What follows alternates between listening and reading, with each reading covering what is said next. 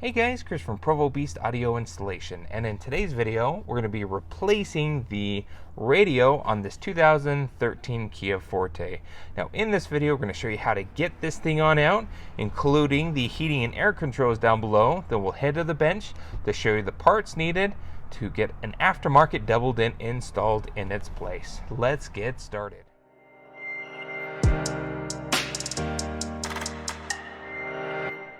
So before we jump into it, make sure your discs have been removed once the radio is out. It's very difficult to do so later on. I have a little vinyl panel tool as well as a Phillips screwdriver. The first thing we need to do is pop out the vents on the left and the right side.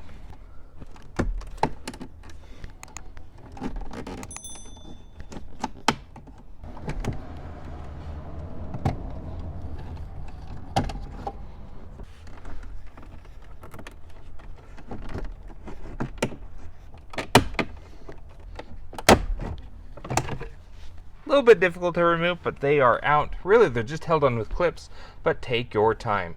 So now at this point, we have two screws, two Phillips on each side. We're going to go ahead and remove those.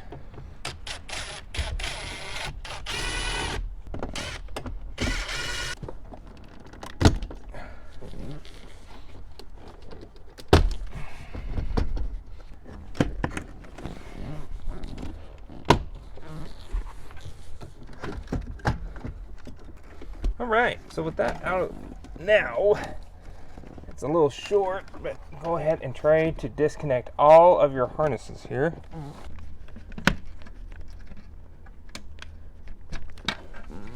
Alright, pulled it on out. So at this point we need to take this with us over to the bench because we need to swap over some components to our new kit. But other than that, we are done here. Let's head to the bench and begin assembly. Alright, the parts that we're going to use for our install today, first and foremost, is the radio that we're going with. Now, customer wanted extremely budget friendly, and we did an unboxing of this radio here before, but essentially it's more so the no-name Apple Carplay Android Auto radio. We'll link all this equipment down in the description in case you want to check it out for yourself. To accommodate that, in the dash, we have a dash kit. This is what it looks like, the aftermarket one.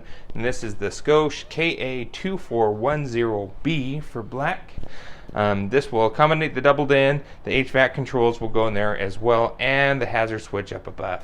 Now for wiring, this calls for the Metra 70-7303. You'll actually see a lot of similarities to the type of radio harness that we have here for the radio as the factory one. It's not pinned exactly the same, so we'll still need a radio wiring harness for installation.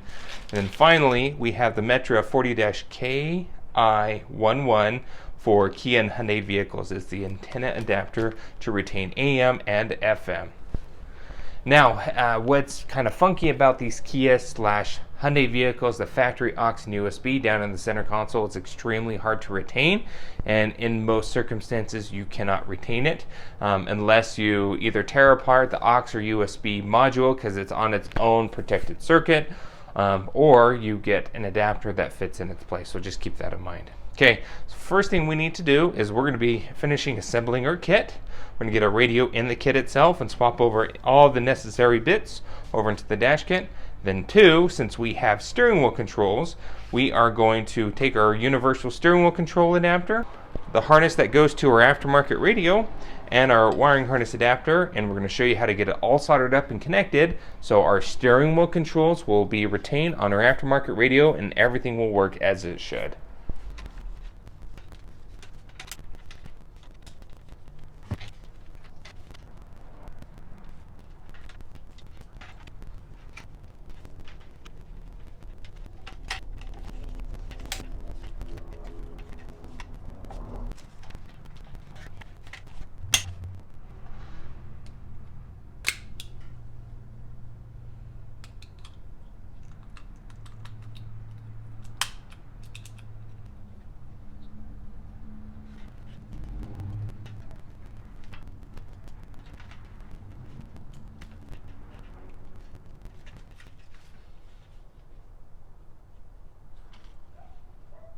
Okay, so we got our radio mounted up here. These no-name cheap Chinese radios are a pain to get mounted, so it took a ton of modification. A lot of time to get it to fit right, especially with this volume knob. It gets so tied up in here, but ours turns, which is what we wanted.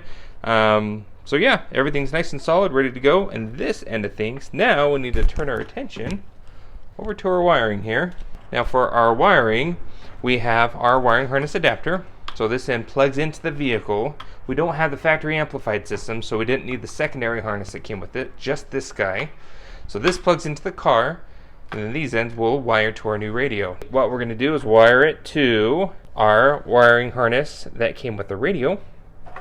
Really, it's going to be, for the most part, matching color for color. Now, since we have steering wheel volume controls, we have our pack module pulled apart, and it comes with this harness here. Now, this looks intimidating, has a lot of wires, but we really only need 4 of them. So essentially here, we just need these 4 colors. All these other ones we can actually just cut short, and we're going to cut a lot of this wiring out because we don't need all this length. But we'll have these guys out, and we'll show you how we're going to connect this into our harness. Alright, so we got our harness all ends stripped here. We have our wires all bare, and the ones we need from our steering wheel control adapter. Again, just on our steering wheel control, we need red and black, and then there's a red and a white and a white and a red. We want the white with the red stripe, not the red with the white stripe. So white with the red. So we got those 4 ready to go, and what we're going to do is start soldering everything up. Now we got our heat shrink up and over here, so as soon as those connections cool, we can move it up and over those connections, and we'll shrink them down with a heat gun. So let's start soldering. Alright, so we finished wiring up our harness here. Really, it's just color for color. Just a couple of special connections here. For our ignition, we added in our steering wheel control adapter. The red one, we just heated in.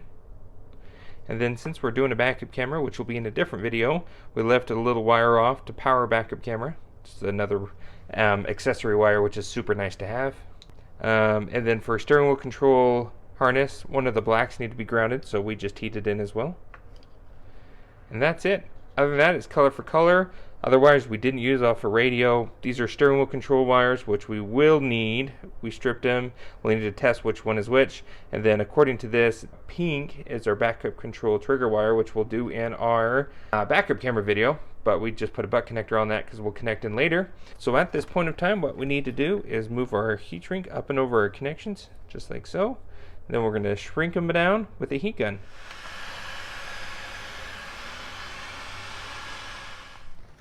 Alright, so with our harness all done, we basically got it all tested taped, and then we zip tied the extra steering wheel control cable. It's just so long that we didn't need all that extra cable. And really, our only connection based on the radio we're putting in is we're using the blue-white wire, and it's going to our radio's brown steering wheel control wire, and that's it. So all this other extra wire we just bundled there, so it's just not a mess in the back behind the dash. Got everything zip tied. Now the only other 2 special connections we need to make are these 2 guys. Remember, our white with the red stripe and our black. We'll have to hardwire those into the harness in the car. We'll show you where those connect.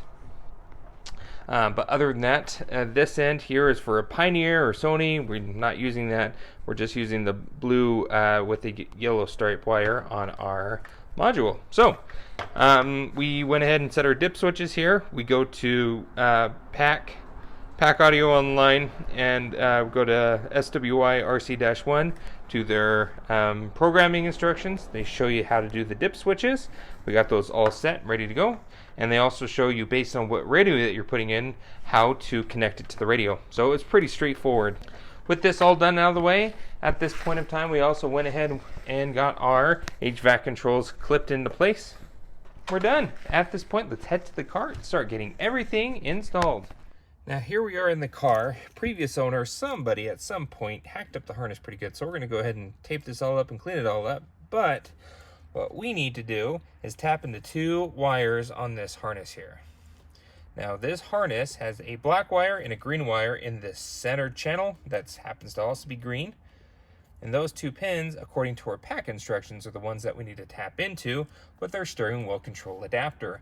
Now black here needs to be grounded, where the green needs to go to the white red wire on our pack harness. So what we're going to do is we've already stripped it back. We didn't break the cable, but essentially just pulled the wire stripping back using some wire strippers like that. These are great. We're going to put a little hole through the wire, and we're going to thread our wiring into that copper there, so we're not breaking the original connection, but we're tapping into that wiring safely. So we're going to do that and show you what that looks like. Using a little pig tool, we went ahead and pushed the pig tool through the wire to make a little loophole where we're going to fish our wire through. All right, and then there we go. We made our connections. We fed the wire through that hole, and then we wrapped it around the existing wiring. We'll put a little lick of solder on there, and then we'll tape up connections with some electrical tape. And that is how we tap in to the steering wheel control wires for our pack module. Okay, so we're here back in the car. We're ready to get our aftermarket radio back in. So let's grab our wiring harness adapter. Now you saw us previously connect our white with a red stripe and black wire to this harness. Remember, this guy has our steering wheel control wire. So we got that all connected. Now next we need to connect our main harness here. They are keyed differently, so you can't get them mixed up. Make sure they go in all the way. Just like so. Connect our antenna plug.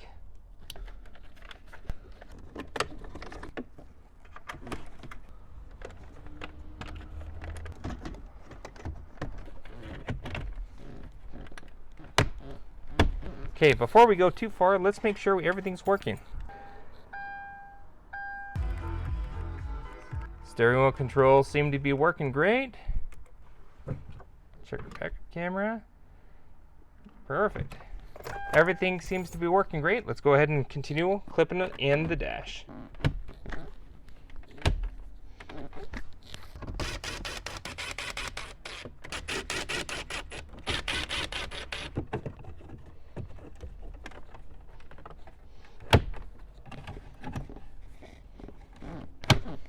That's about it for this install. If you like what you saw, be sure to hit that like button. We appreciate the support, and don't forget to subscribe because we post great content on the channel all the time.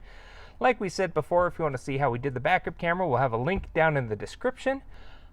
We really appreciate you watching, and we will see you in the next video.